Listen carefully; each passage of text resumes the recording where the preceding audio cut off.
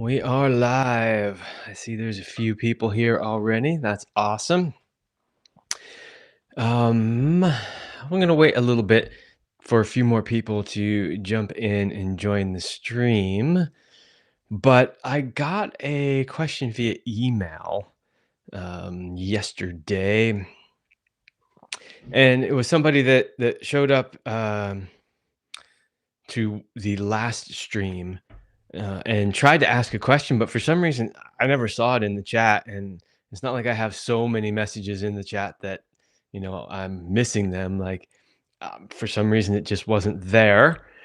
So they asked it via email, and so I thought I would start today by addressing that question. So I'll go ahead and read it to you since you can't see it in the chat. And actually, you know what? Here, in case you all want to follow along, let me see. I will copy and paste it. Uh, let's see. Just give me a second here.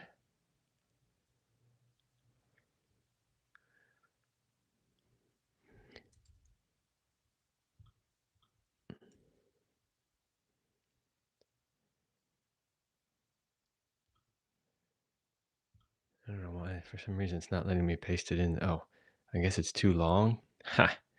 It's too long a question to paste in the chat. Okay, never mind. I'll just read it to you.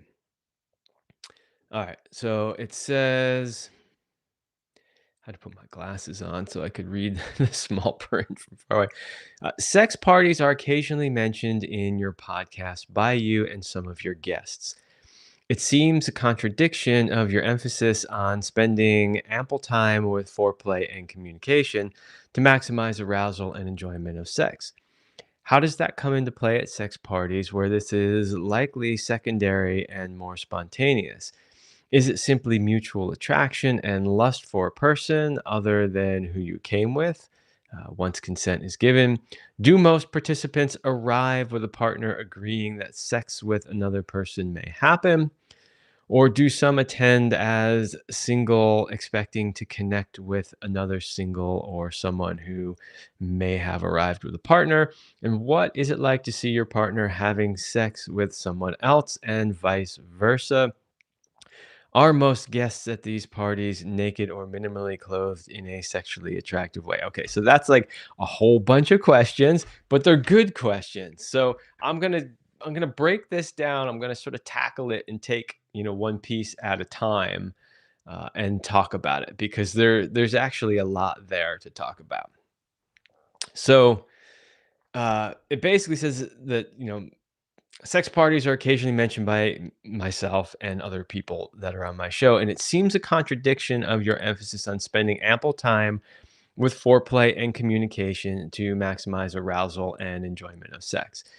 Now, what's interesting about that part of the question is that obviously means there's an assumption being made, and I don't know where that really comes from. I don't know if that comes from watching portrayals in movies or porn or whatever of sex parties. But, all the rules and all the things that I talk about apply also at a sex party. Now, I will say this. I will say that sex parties vary quite a bit. So, depending on who is hosting it and who's putting it on and what that community is like, so, for instance, maybe you're, at say like hedonism, where it's more of a swingers environment. In those particular cases, you may see less communication. You may see less time spent on foreplay and more time going straight to, you know, some more hardcore sex. But, the sex parties and the environments that I have had experience with weren't like that. They were held by people who understood a lot of the things that I talk about here, on this channel and on my podcast. And so they would take a lot of time to set a container, to go over rules and boundaries and, laid out such that it could be, um, an environment where, you know, that sort of thing would come into play. So, uh, the assumption is that, well, somebody says go and we all just start screwing and nobody pays any attention to that. Uh, that could be in some cases, but it's not necessarily true for all cases. And what I have experienced is definitely not like that. Um, Let me just pause for 1 second because somebody had a question. Where do I ask my question? You just type it into the chat right here.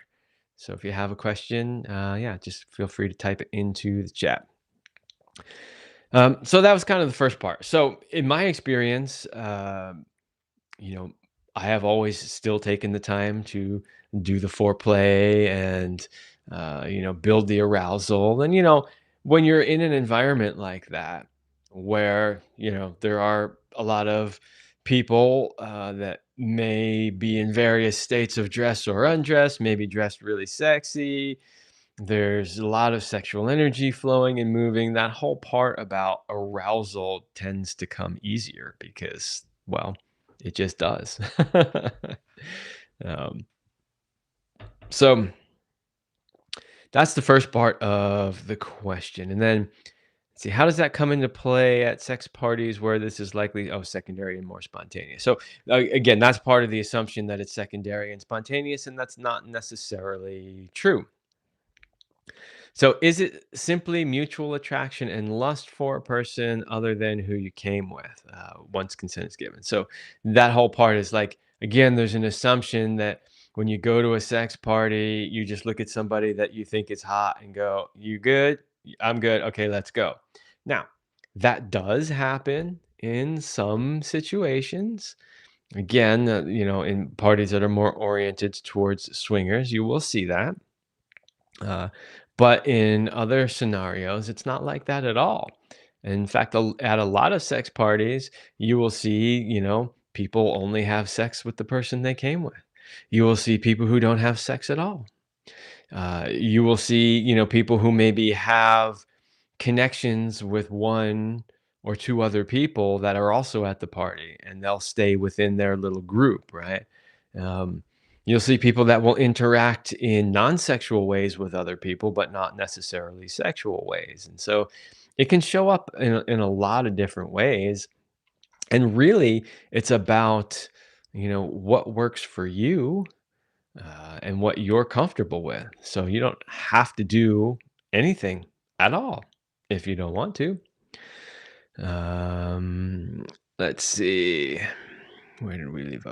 Do most participants arrive with a partner agreeing that sex with another person may happen? Again, this depends on the party. Some parties have much more um, singles, and some of them are geared towards singles, whereas others tend to be more geared towards couples. And then, do they arrive with the agreement that sex with another person may happen? That all depends on the couple. It really does. Because couples will go into sex parties with the agreement that we are not going to have sex with anybody else. And others will arrive, with the agreement that it's possible that that might happen in certain circumstances. And others will arrive going, yeah, absolutely. That's what we're here for. So that all depends on the person and or the couple and whatever agreements they have. Now, one of the things I've always recommended is that you take the time to really talk about all of those things and really lay out all of the rules and boundaries long before you ever go. Because the place to figure that out is not in the moment, not when you're in the middle of the party, not when, you have an opportunity to do something and then you're like, oh, but I never talked to my partner about this. We should figure it out now. That is the worst time to try to figure that out. So you should be negotiating all of that ahead of time. So, yeah, how you show up depends on what you've negotiated beforehand. Let's see. Or do some attend as a single, expecting to connect with another single or someone who may have arrived with a partner? Yeah, some people will do that. They will attend as a single, expecting that they might meet another single person there, or they might have an opportunity to play with a couple who came together. That's absolutely a possibility. I people definitely show up to sex parties with ideas about like this is what I want to happen and I'm going to try to make this happen. But my advice has always been to people, don't create a bunch of expectations because you never know how these things are going to go. Um, they might work out the way you think and they might not. And I would say just go into it knowing what it is that you're looking for, being really clear on what your boundaries are, and then don't get attached to that thing. So, for instance, if you're a single and you're like, I'm going to go to the sex party, I'm definitely getting laid, and I'm going to do this and I'm going to do that. And then you go there and maybe there's nobody you feel attracted to, or maybe there's nobody that's interested in you. Like that happens. Um, Maybe the scene was such you were like, yeah, I'm not really into this, right? So if you get too attached to what has to happen, you can often walk away from those situations feeling disappointed. Whereas if you go into them saying, hey, uh, here's what I would like to happen. And if it doesn't, that's fine. That's cool. Right. Let's see what else we got here.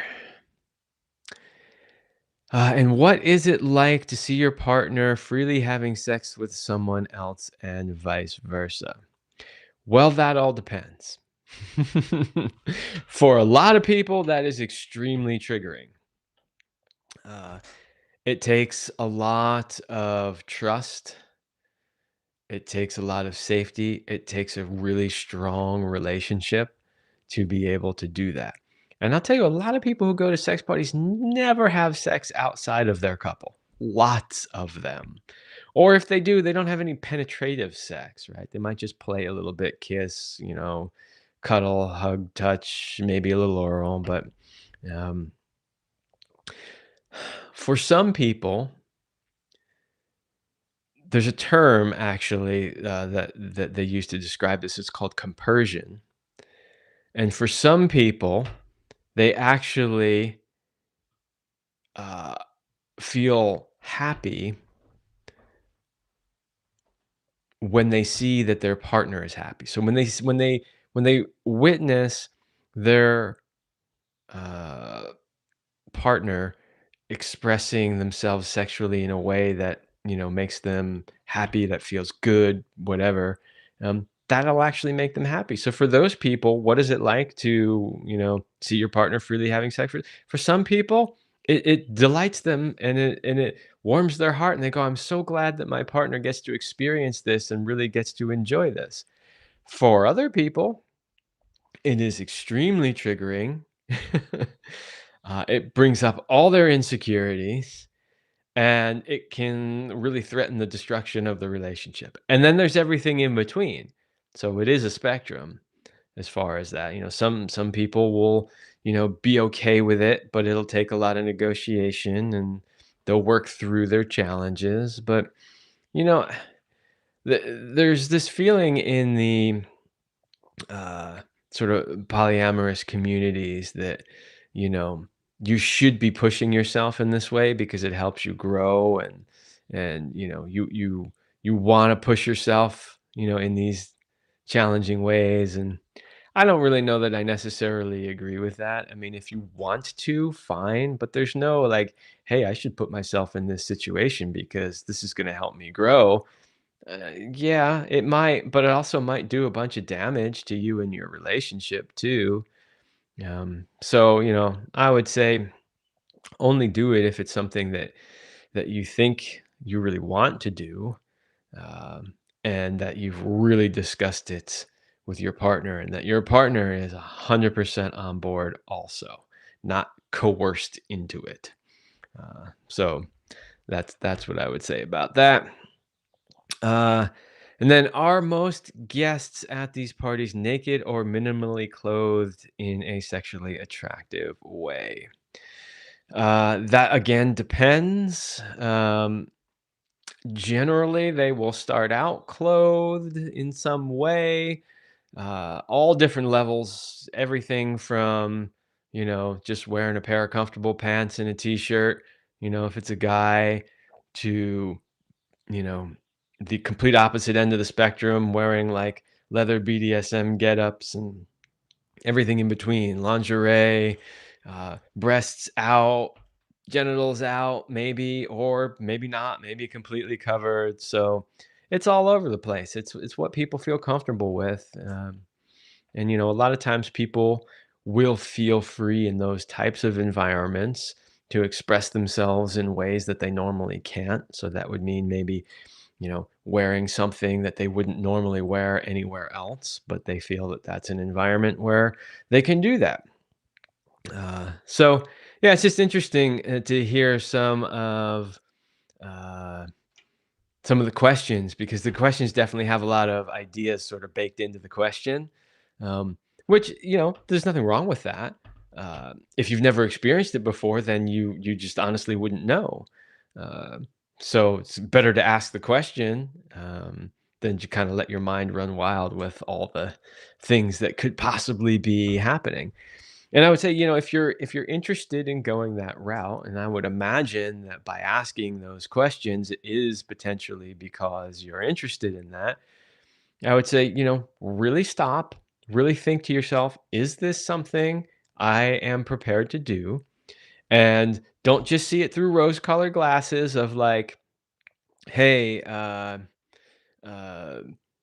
it's all going to be fun. It's all going to be great. And we're going to have all this amazing sex and it'll be a piece of cake. Don't do that. Look at the realities of it. Like, okay, this could be a lot of fun and this could be uh, really challenging.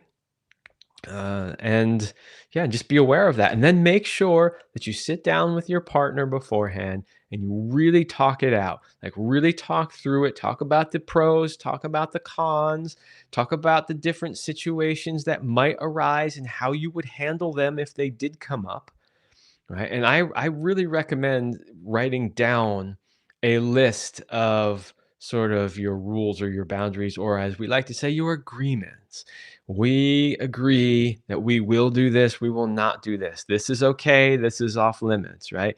Get all of that, really dialed in before you attempt to do this. Further, I would say that again, whoever is hosting or running the party has a great deal to do with what the environment is like, since they are the space holders, since they are the intention setters of it. And if you go to one and you're like, whoa, that was definitely not for me, just know that parties vary considerably, and a different party held by somebody else might be a very different experience. So um, just know that. So that is an answer to your questions in regards to sex parties. I won't say any names as to who asked the question, just in case they don't want me to share that. But I do want to just follow up and say that who the person who did send it said, we listen to one of your podcasts nearly every day on our long walks. We have learned a lot, and our decades long relationship has benefited tremendously. We are grateful. So I am so happy to hear that. Thank you so much for listening to my podcast. And nothing makes me happier than to hear that you've learned a lot and that you've benefited tremendously. I mean, honestly, that's really the core of why I do what I do, because of feedback like that. So thank you so much for sending in the question, and I really appreciate you being a fan and taking the time. We've all got such limited time in our lives, and you spend some of that time listening to me, and I really appreciate that. All right, we got some more questions here in the chat, which is awesome. Thank you so much. Let's see. H. Nee says, do you agree that big age differences are problematic in relationships? For example, 20-year-olds dating grown 40-year-old men. Okay, this is a good question. And this is one that I do have some personal experience with. Um, so let's talk about the realities of big age differences in relationships. Um, ho- how much of a difference or how much impact the age gap has on a relationship depends on where you are in the sort of timeline of life. In other words, somebody who's 20 and somebody who's 40 have a huge difference in their life experience, uh, their maturity level, what they want and what they don't want, where they're at in their life. So somebody in their 20s is at a place where, you know, they don't even necessarily know who they are yet or what they want. They haven't necessarily figured out their career yet. Like there's all these things that they're still trying to figure out. Whereas somebody who's, 40 most likely has a lot of that figured out already. Someone who's 20 maybe just wants to travel and party all the time, whereas somebody who's 40 is like, I'm settled. Want to be more stable in a house. I'm planning for retirement. Like that's a big goal of mine at this point in life, right? Like somebody who's 20 might be like, hey, I want to have kids in the next 10 years. And somebody who's 40 might be like, I'm done with the kid thing, right? So, point being is that you can be in very different stages of life, uh, earlier on and then later on too. So, I just covered like 20 and 40, but what if somebody's like 50 and 70? Because that happens too, right? Um, the challenge there is that as they continue to age together, when the person is, 60 and the other one's 80, well, the 60-year-old might still want to go out and go hike 10 miles, or travel and explore all over cities. And the person who's 80 might not be able to do that anymore, right?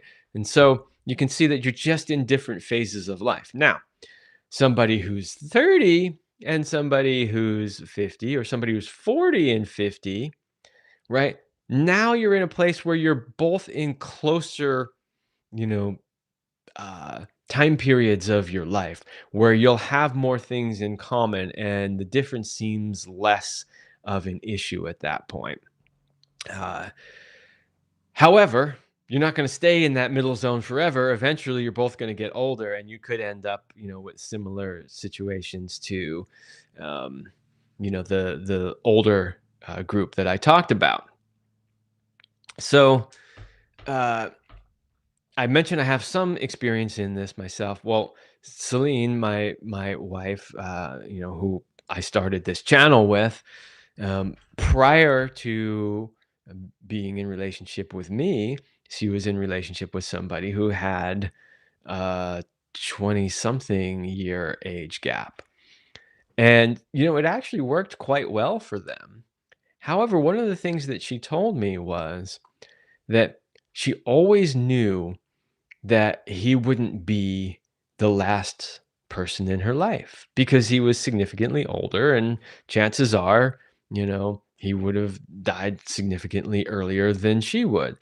And so it just changed the way that she thought about the long-term part of the relationship. Like, it changed the way she thought about the longevity of it and what it would look like later on because she always knew that because of that big age difference, that it was going to look differently later on. And so that's different than the way a lot of people will look at a relationship, which is, it's like, you know, till death do us part, we'll be together forever. We'll do the kids thing or we'll buy the house together, we'll retire together, we'll, move to wherever in retirement or, those types of things. And when you're in a relationship with a big gap like that, you think differently about those things because you sort of have to. There are realities in life about how long we all live, and of course, none of us really know how long we'll live. But um, those are some things to keep in mind. Some other challenges with big age differences in relationships are that You can literally be from almost different generations, right? And you can see the world very differently. So, the chances of, having a lot of, either beliefs or views or goals in common are just less because there's such a big difference. Um, a lot of things that, maybe the older person grew up with, the younger person doesn't know anything about. So those are more minor challenges. It's kind of like, um, dating somebody from another culture where a lot of your cultural references and things you grow up with don't really apply to the other person because you didn't grow up in similar cultures. Not impossible to overcome, um, but just one other thing there to think about, like, oh, this could potentially be an issue. Um, you know, Selena and I, we had a 9-year age difference, which some people would consider to be rather large. I, I can say that I did not perceive that to be particularly large. She was, exceptionally mature and knowledgeable and cultured for her younger age. And, I was still very young and vibrant for my older age. And we actually made a really, really amazing team together. Um, so I did not notice that 9 years as really being an issue. Um, and I have known several couples that have somewhere around that, like, 5, 6 to like 9, maybe 10 at the max age difference, and they've worked really, really well. So how big an age difference there is also can make a difference as well. I think there is a point at which you start to get too far apart that a lot of those things I talked about previously can start to come into play. Whereas in the smaller age differences, maybe not so much. Um, and like the way you phrase the question, which is, for example, 20-year-olds dating grown 40-year-old men. I think what you're referring to is like young 20-something-year-old women dating these 40-something-year-old men. Why does that happen? Let's ask ourselves that question. Why does that happen? Why do we see that happen a lot? Well, because the 40-something-year-old men, obviously, they're attracted to beauty, to youth, right? I mean, that's just a nature thing. Men are always going to be attracted to youth and beauty and vitality, right? And it really comes down to, uh, you know, without getting too far down the rabbit hole, there's a couple of good books up here on the subject. But when you're looking at human nature and biology, it's like, for men there is an underlying drive to spread genes, right? And so we would look at younger, healthier, attractive women as having the best possible chance of producing viable offspring that would continue the gene line, right? It's not a conscious thing, honestly, that men are thinking of, but it is still programmed into our DNA, and it is something that happens. So, why are men attracted to uh, beautiful young women? Well, that's one of the reasons why. Now, of course, some women are probably listening to this going, "Well, I'm attracted to beautiful young men too." Yeah, of course you are. Same reason, right? Not the exact same reason, but a young, healthy, fit male is probably going to have healthier sperm. If he has healthier sperm, then your offspring have a better chance of being healthy and strong, right? He's also probably in a better position. And again, we're not talking financially in the modern world, but we're talking about, in nature, out in the jungle, so to speak. He's probably going to have a better chance of being able to fight off animals or warring tribes, or provide, like, hunt, gather, stuff like that. So that's a lot of times why people are attracted to youth. And then why do these 20-year-old women, like, okay, so he's attracted to her because he's attracted to youth. Why is she attracted to him? And people will say, well, it's because he's got money, of course. Well, to some extent, that's somewhat true if you think of money as a resource, right? And again, a woman subconsciously on certain levels is looking for a man that has resources. Those resources could be money, they could be skills, they could be, you know, uh, the ability to defend, all kinds of stuff like that. And again, I'm just talking right now at like the subconscious biological level. However, she's also looking at these 40-year-old men and she's going, you know, these guys are mature. They know what they want. They know how to treat a woman better than a 20-year-old man does. They've got the resources to take care of me, right? Like there's a lot of things that make women feel safe and cared for when they're looking at an older man. Whereas when they're looking around their 20 something year old, uh, men, that they should be dating, uh, they're looking around and they're going, you know, he just wants to ride his BMX bike or skateboard, or he just wants to go out and party with his friends, and he won't commit to me, and he wants to play around and date other women and do a bunch of stuff, and he's not emotionally mature, he doesn't treat me well, he doesn't have resources, right? So from that perspective, a lot of younger women are looking at their counterparts and they're thinking, these are just like a bunch of immature, you know, little boys who can't give me what I want. And so they start looking at older men and going, yeah, but he can give me what I want. Right. So that's some of the realities also. So then, when you have a woman who's young and looking at a man like that and going, well, he's emotionally mature, he's grounded, he's got a stable job, he knows what he wants, he knows how to treat me, right? She's like, okay. And then he's, on the other end looking like she's beautiful, right? Like, I would love to have her on my arm and then, increases my status or whatever other things he's thinking. Then you can see why that tends to happen a lot. Do those tend to last long? No, they don't. They don't. Let's be honest with it. A lot of times they don't, for various different reasons. But as time goes by, and not only does she get older, but her age range is also getting older. A lot of times she'll end up, ending the relationship with the older man and dating somebody closer to her own age. So, um, I hope that answers your question and gives you some insight as to why that tends to happen. Um, and if you have any other questions related to that, or you want me to expand on it, let me know. In the meantime, I'm going to read some of the other questions that are in here. Let's see, David Snow says, "What shall I do so my reproductive organs are keep my sperm moving out? I am single." Okay.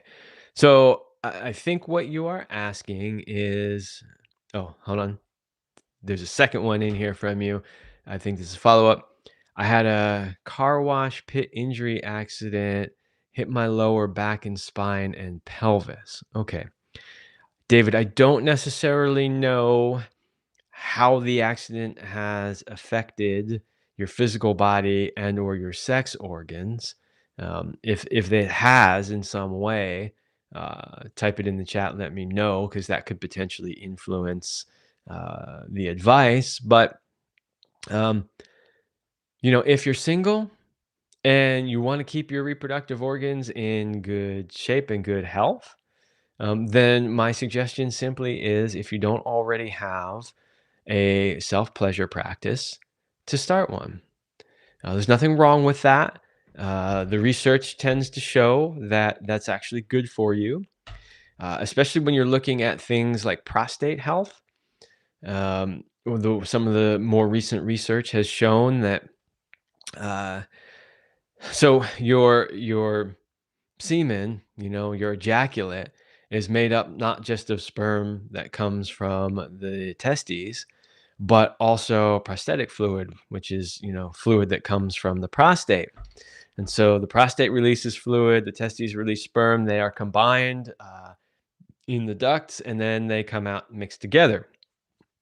So when they're talking about maintaining prostate health, one of the suggestions that they have is to ejaculate at least from time to time so that you are basically flushing out the prostate. Uh, and even there are even urologists, some mainstream urologists. There's one for sure here on YouTube who you've probably seen before who recommends a similar thing. So there's nothing wrong with that. Um, that'll keep your testicles producing new sperm that will keep your prostate, uh, cleaned out and producing a new prosthetic fluid. So all of that is good. The only thing I would say is, um, if you're masturbating and ejaculating so frequently that you're feeling tired and depleted, you're obviously overdoing it. In which case that can then have a detrimental impact. So we tend to see that with people maybe who have porn addiction, where they're really into porn every day, sometimes ejaculating multiple times a day. Different uh, different um, philosophies, like say the Taoists, have a chart for how frequently you should ejaculate as a man based on your age, because they believe that when you ejaculate, you're losing a life force, and so they have this chart like if you're a certain age, you should only ejaculate this many times, a week or a month or whatever it is, and they kind of build that out. I would say that rather than, subscribing to a chart, just monitor how you're feeling, right? If you're feeling tired, if you're feeling depleted, if your genitals are sore because you're masturbating so much, you're probably doing it too much, right? Find that sweet spot. The other thing I would say too is when it comes to feeling depleted, as far as your sexual energy is concerned, um, a lot of that has to do with how long you take to build sexual energy. So if you tend to masturbate like most people do, which is, spend 10 minutes figuring out which online, porn scene is the one that's going to do it for you for the day. And then as soon as you figure it out, it's like off to the races. And less than 5 minutes later, you ejaculate and move on. Well, yeah, you're going to feel depleted. But if you take the time to build your sexual energy, turn your self pleasure practice into, uh, literally a whole event, a whole practice where you're not just going straight for your ejaculation. You're slowing down, you're taking time, and you're getting close to your edge and then backing it down again, and you're drawing out the experience over time. You'll feel that arousal and that sexual energy continue to build, build, build, build, build, such that when you finally do decide, if you decide to ejaculate, you don't feel this huge loss of energy. So that's what I would recommend if you're single, you want to keep your reproductive organs healthy. Uh, just find a healthy rhythm for a self pleasure practice, and all should be good. There's nothing wrong with that. Uh, there is nothing wrong with masturbation from a science point of view. Again, as long as it's not done in excess, science clearly shows it's good for the human body. It's also good for the mind, for your mood, for your psychology, right? Because it does release a lot of feel good chemicals. So um, that's all good too. Interestingly enough, a lot of people have objections to it for religious reasons, but I did a lot of research on this. I did an entire episode on my podcast. I think it was called something along the lines of Sex and Spirituality, Are They Mutually Exclusive? And what I wanted to explore in that episode was, what do the major religions actually say about sex? Because we hear all kinds of things. Well, this religion says this, and this one says this, and this one says that. And I was not surprised because I kind of already knew the answer, but I was not surprised to find that the major religions say very little about sex. There's only a couple of things in there, and most of what you've been told that goes against your religion is not actually written in any of the main religious texts. So where does it come from? Well, it's people. People just made it up, right? So um, Yeah, I would not worry about that. There isn't anything in the Bible that I've ever seen that says you can't masturbate, even though a lot of times the religion itself will tell you it's wrong. Okay, let's see. Oh, Joanne is back again this week. Nice to see you here, Joanne. She says, "Hi, Kevin. You give such thorough and solid advice. I am here for support and wish you well. I appreciate you." Oh, thank you. I really do appreciate you showing up, even just for the support. When people come and they interact and they say hello and they share things like that, that's what makes this fun to do. That's what will keep me coming back again and again. So I appreciate your support. Let's see. Next one was the follow up by David, which we covered. Luann is here. Luann says, Kevin, nice to be here today. You have spoken about date nights after a discussion with your partner. What do you think of a fantasy night? Will that enhance the connection with your partner? Oh, fantasy night? Sure. That could be great. Again, as long as both parties are in agreement, fantasy night could be amazing. Now, here's an interesting thing about fantasy night. Lou, and I imagine you'll agree with me on this, but maybe not. We'll see. Um, when it comes to fantasies, there is a difference between the way men and women perceive fantasy. In other words, a lot of the time, maybe not all the time, but a lot of the time when a man has a fantasy about something, he actually would like to make that fantasy come true. However, that's not necessarily true for women. Women have fantasies all the time about things that they don't actually want to happen. And people say, well, why would you fantasize about it if you don't actually want it to happen? Because sometimes it's just about the fantasy itself. So, how can I necessarily prove that true? Do you know what the number one sexual fantasy for women is? Rape. At least it was the last time I researched it anyway. But does that mean that all these women actually want to be raped? No. No. Of course not. What it is it's a representation. So when women fantasize about that, what they are fantasizing about is the power dynamic. They fantasize about being able to completely surrender, right? That's what they're fantasizing about. It's not about the actual, crime. Right? So I preface that by saying, like, yes, having a fantasy night could be super fun. Could be something that really brings more closeness and connection and satisfaction in your relationship. Just make sure that if you sit down with your partner and you say, hey, how about we create a fantasy night? We've got date night already. Let's do one where it's fantasy night. Make sure that you have that conversation with your partner about, hey, we might go into fantasies. Maybe we'll role play fantasies, right? Maybe we'll just talk about these fantasies because we find them to be a turn on. But it doesn't necessarily mean that I want that fantasy to come true. So set that container and that boundary right from the start. Um, because as guys, like when we hear something like, oh, all right, well, she says she is having a fantasy about, having two men at the same time. I can make that happen, right? And she's like, whoa, whoa, whoa, whoa, whoa, whoa. That's not really what I meant, right? I just want to fantasize about it, not necessarily do it. So, yeah, fantasy night could be really fun, and just make sure that, you talk about it with your partner and lay the ground rules. You know, a lot of times when people think about fantasies, they think about, you know, like I said, a rape fantasy or a dom sub fantasy or a threesome fantasy or something like that. But fantasies can be all kinds of different things that are not necessarily as, big as some of those are.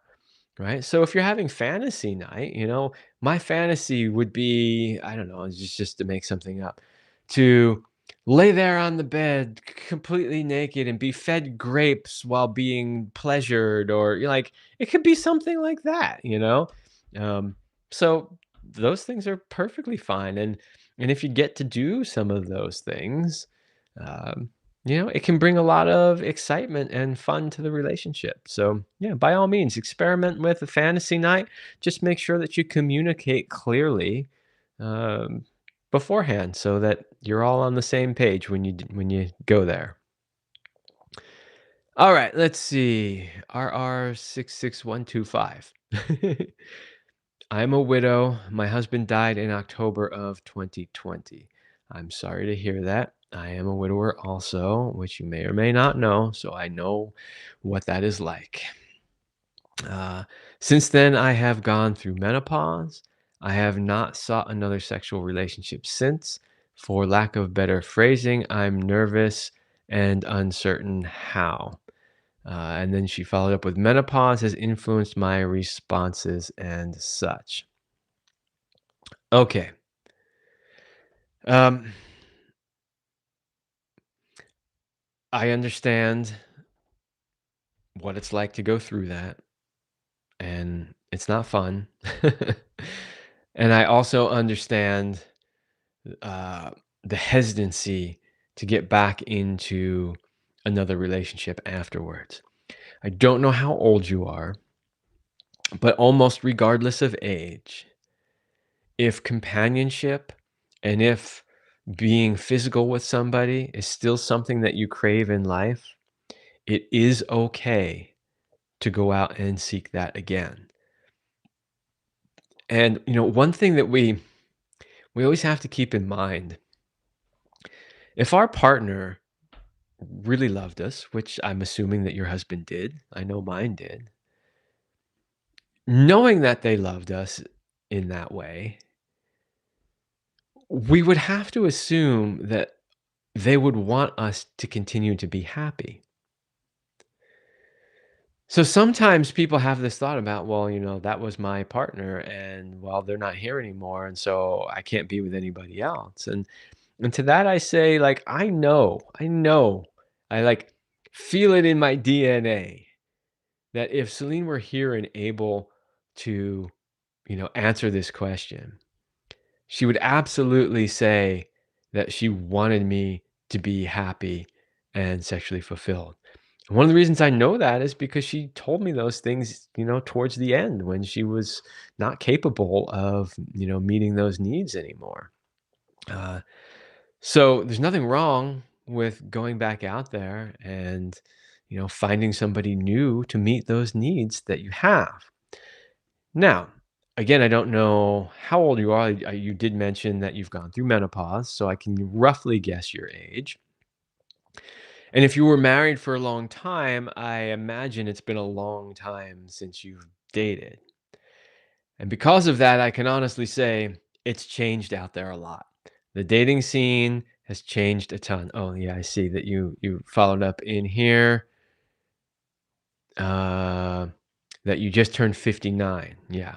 So if you were married for any, significant length of time, I can tell you that the dating scene has really changed a lot. Um and that can sometimes be um a bit scary for people. Like, I don't even know how to do this. Like, what do I do? So let's talk about that a little bit. Before I do, though, I noticed that H. Nee said, "Can I ask a question that is not related to sex?" Yes, you can. So if you want to go ahead and get that in the chat while I'm finishing up with this question, please do. Oh, what else did you add in here? He wanted me to get married again. He said he was so happy and knew I would be a good wife. Exactly. Exactly. But so then that comes back to the question of like, how do we do this now? Um, and obviously you can use dating sites. That's fine. There's nothing wrong with that technology. I do hear a lot of frustration from people who are out on the dating sites that say they have a hard time meeting a good person, and there's a lot of people who just want sex, and the communication's not real good. So take it with a grain of salt. Like, it's fine to be on there, but don't get too discouraged if it's not working out. Uh, I actually did a video. There's a video right here on this channel for older people and things to be aware of when you're out there in the dating scene. So there are things like, not getting off the platform too quickly, not giving them your personal phone number or address too quickly, not giving them too much personally identifiable information that could be used to hack you or things like that. So go watch that video. It's a whole one I made based on an article uh, that an expert on senior dating wrote. So there's some really great advice in there. And then I always say, you know, before we had all this technology, how did we do it? How did we meet people? We just went out and did things. So if you're a member of a church group or a community group, or you like to do certain hobbies, just go out and do those things because you are more likely to meet people that you have common interests with if you're out there doing things. And then just take it slow. Just there's no need to rush whatsoever. Take it slow. Be upfront with the person about what you're looking for, because there are a lot of people out there, especially people that are older but divorced, not necessarily widowed, who are like, I'm not doing that marriage thing again. Been there, done that. I'm just out here for a good time. Like, okay, well, that's fine as long as you're upfront with it, you know, but be upfront with what you want. Let them know that what you're seeking is a long term committed relationship, that you would like to be married again and that sort of thing. And just always be upfront about all of that. And, you know, um, when people show signs that that's not what they're looking for, then you just got to let them go and move on. So uh, yeah, just go out and do things, meet people. If you do meet someone you're interested in, just take it slow. There's no need to rush, and yeah, really take your time to get to know the person before obviously you make any major commitments. And it's a process. You'll meet some people, you'll date them for a while, you'll figure out that they're not the right fit. You'll move on, you'll date somebody else, and that's okay, you know? Um, as long as you're not compromising yourself or your values or your boundaries, then there's nothing wrong with that. And it's just called dating. And dating is an interview process where you get to know somebody and they get to know you, and you get to figure out whether or not you're a good fit. So I wish you a lot of luck with that. I know there are others here on the call right now who are in a similar position, who are, widowed or single again and trying to figure out how to do it. And, all I can say is that our, you know, significant others may have passed on, but we're still here and we still have a significant amount of life to live. And we all deserve to live that life happy. And if partnership with somebody is what will make the rest of our time here more enjoyable, if it's what will bring us happiness, then great. I think that's amazing. Um, so, yeah, I wish you the best of luck with that. And you're always welcome to come back and share how it's going and ask follow up questions or anything like that. Um, H&E, I don't know if you're still on. It doesn't, I have not figured out yet since I've been doing these how to see who is actually. Oh, look at this. Ha, see, I just figured out how they're filtering out comments. I just learned that one. I've only been doing these for a few weeks. Um, but what I haven't figured out is how to see who's actually on. So I can't tell if H&E, you said, can I ask a question that isn't sex related? I can't see if you're still on or not. But I got a couple more minutes left here before we wrap up. So if anybody has any questions that they want to ask, uh, please feel free to do so. In the meantime, I do want to remind you all, if you're not subscribed to my YouTube channel, please do so because that's really, really helpful. Watch some videos. If you do like them, share them. All of those things help the algorithm, which really suppresses my content. So the more videos you watch, the more you click the little like button, the more you share it with somebody or post it somewhere, subscribe to the channel. All those things help override the censorship. So I really appreciate that.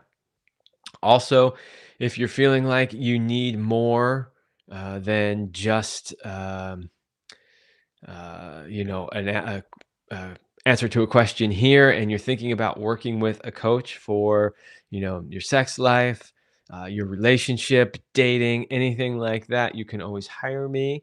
That is primarily how I make my living is doing one-on-one coaching. So you can do that.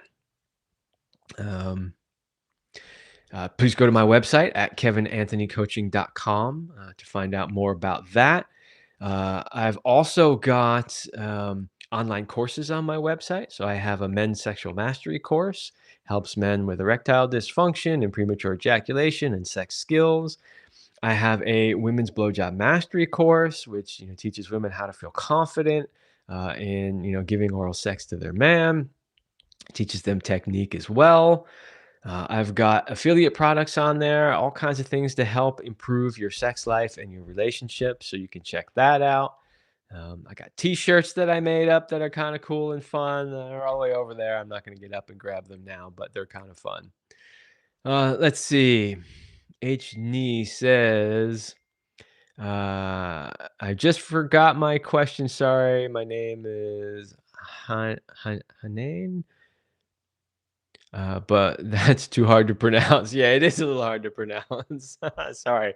Sorry for mangling that. Um, but that's okay if you forgot your question. Come back next time and ask it. Uh, RR said, "Thank you for the answer. I don't know how to address body issues like dryness. Never needed help or products before. Not sure how." Oh, okay. All right. I'm going to squeeze that one in as the last thing that we talk about. So, yes, you did mention that you've been through menopause. And one of the things that happens in menopause or can happen is a lack of lubrication inside the vagina, as well as a thinning of the lining of the vagina, which can sometimes cause painful sex. So it can cause irritation. It can even cause small tears inside the wall of the vagina, which can be painful. So those are some things that can happen. The reason why that happens is because of the hormonal shifts that happen during menopause. Uh, so, one of the things that has been extremely helpful for women in that department is hormone replacement therapy. So, if you're really struggling in that area and it's difficult for you to have sex for those reasons, you might want to consider some hormone replacement therapy. I've had a lot of women tell me that it literally changed their world, like made such a difference that they don't know how they dealt without it. Um, my recommendation is if you do go the hormone replacement therapy route, that you use only bioidentical hormones and that you work with a doctor who really understands the balance between estrogen, progesterone, and testosterone. Because a lot of doctors out there you'll come to them with symptoms and the first thing they'll say is, "Well, I'm just going to put you on synthetic estrogen." And it's like, whoa, whoa, whoa, whoa. That could be a big problem. Estrogen is the primary driver of breast cancer and prostate cancer in men, and synthetic forms can be a problem in that area. It also depends on how your body uh, methylates or breaks down the hormones. So there's multiple pathways when estrogen enters the body and how the body can break it down and utilize it, and it can turn it into different forms of estrogen, some of which are good, some of which are bad. So you really need a doctor who understands all of that and can prescribe the appropriate hormone replacement therapy. I've done a couple of episodes on the Love Lab podcast about that. So maybe just search on my channel. You can search the Love Lab, the whole channel, or the Love Lab podcast playlist for hormones. Just type in hormones; those should come up. Uh, So that's something that could really help. Another thing that could really help, obviously, is using lube. Right? So there's nothing wrong, there's nothing, bad or, embarrassing about using lubricants when you're older. Just choose healthy ones that aren't loaded with a whole bunch of chemicals, because some of them are. So, try to choose ones that, have things in them that you can pronounce. One that a lot of women will use that's totally natural is just coconut oil. Right? That tends to work well without throwing off the delicate balance of flora inside the vagina. Uh, there are companies out there also that are making some interesting newer products. Like I have on my website, there's a company called Taboo, and they make products, sexual wellness products for women who are aging. They do have some creams and things like that, but they have a vibrator that actually heats up. And so, that can be used. So if you're using that and you're heating up the inside of the vagina, you're increasing circulation. So you're increasing blood flow to that area, which can help with issues like lubrication and thinning of the wall, because it can bring more blood flow in, thereby uh, helping the tissue itself swell up with blood flow. So there's another company out there which I don't currently have on my website, which is making another device, vibrator, dildo type device that actually uses red light. So, if you're familiar with red light therapy at all, it's all the rage these days. It's being used for all kinds of different health conditions, skin issues, muscle issues, tendon issues, things like that. And this one actually gives you a way to administer red light internally, which again could increase circulation and help with the thinning of the lining of the inside of the vagina. So there are things that you can do that are relatively non-invasive and that can really potentially help. Uh, so don't be afraid to try things. There's nothing wrong with it. There's no shame in it. All of our bodies change as we get older, and we just learn to adapt and figure it out and figure out what works for us. And easily irritated. Let's see. What was that response? It's hard to pronounce. I think you're commenting in response to what I'm talking about, I assume. And yeah, it can be easily irritated. So, another thing to mention is, making sure that you get adequate foreplay. You really got to make sure that you're getting enough foreplay so that you're really increasing the circulation, you're increasing whatever lubrication your body is producing. You are relaxing the muscles inside the vagina so that you're more open to receive, a man or a toy or a finger or whatever it is. So it's even more important as you're aging to make sure that foreplay is an important part of the oh, no, it wasn't actually laughing your ass off and easily irritated. Just forgot my own name, but that's too hard to pronounce. Okay, I guess it is in regards to pronouncing your name. I imagine after a while, it is a bit irritating to have people always mispronouncing your name. I have a somewhat difficult last name to pronounce, so people have mispronounced it my whole life as well. I kind of understand what that's like. Um, okay. Um, oh, you asked a question that's not showing up. See, I don't understand why it does that. There is a setting for top chat or live chat. I have set it to be live chat, which is supposed to show me all questions. And apparently it doesn't.